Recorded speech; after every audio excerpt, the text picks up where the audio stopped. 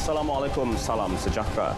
Malaysia mengemukakan 3 cadangan bagi menyelesaikan krisis politik Myanmar yang telah meragut lebih 700 nyawa. Menerusi cadangan yang dikemukakan Perdana Menteri Tan Sri Muhyiddin Yassin sewaktu pertemuan pemimpin-pemimpin ASEAN di Sekretariat ASEAN Jakarta, junta Myanmar digesa menghentikan segera pembunuhan dan keganasan terhadap orang awam. Hani Muhili melaporkan dari Jakarta, Indonesia. Tan Sri Muhyiddin mengingatkan kepentingan Myanmar dalam mempengaruhi kerjasama ASEAN. Selain menghentikan keganasan terhadap orang awam, Malaysia mahu semua tahanan politik dibebaskan segera tanpa sebarang syarat. Cadangan ketiga, benarkan pengerusi ASEAN mendapatkan akses ke negara itu. Dalam ucapan intervensinya, Tan Sri Muhyiddin menegaskan kejayaan usaha ASEAN terhadap Myanmar sangat bergantung kepada kesediaan Tatmadaw untuk bekerjasama. Justru kesemua cadangan yang dikemuka tidak akan meminggirkan pandangan junta Myanmar. Pertubuhan 10 anggota itu menegakkan prinsip tidak campur tangan dalam urusan dalaman negara lain seperti yang terkandung dalam piagam ASEAN.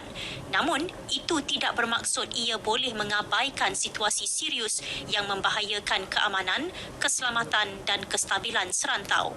Mesyuarat khas yang dipengerusikan Sultan Brunei Sultan Hassanal Bolkiah amat bersejarah kerana ia adalah kali pertama pemimpin ASEAN bertemu secara bersemuka sejak pandemik COVID-19 melanda dunia. Ia dihadiri Perdana Menteri Singapura Lee Hsien Loong, Perdana Menteri Vietnam Pham Minh Chinh, Perdana Menteri Kemboja Hun Sen dan Presiden Indonesia Joko Widodo. Manakala Thailand, Laos dan Filipina diwakili Menteri Luar masing-masing. Jeneral Kanan Min Aung Hlaing hadir bagi pihak Myanmar. Krisis di satu negara ASEAN tidak akan dapat diselesaikan tanpa menjejaskan negara anggota yang lain.